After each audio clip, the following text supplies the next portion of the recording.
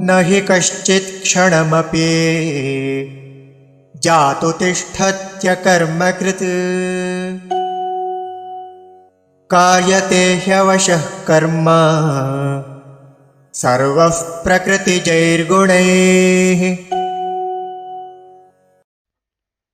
न हि कश्चित् क्षणम् अपि जातु तिष्ठति अकर्मकृत् कार्यते हि अवशः कर्म सर्वः प्रकृतिजैः गुणैः।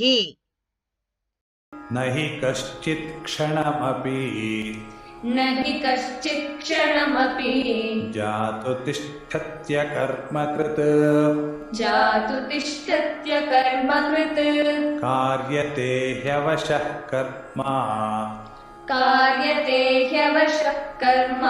सर्वः प्रकृतिजैर्गुणैः। न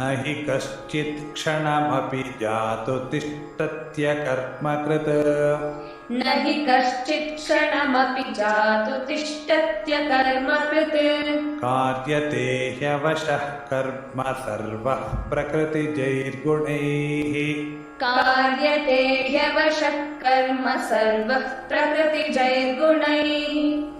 न हि कश्चित् क्षणमपि जातु तिष्ठत्य कर्मकृत् कार्यते ह्यवशः कर्म सर्वः प्रकृतिजैर्गुणैः।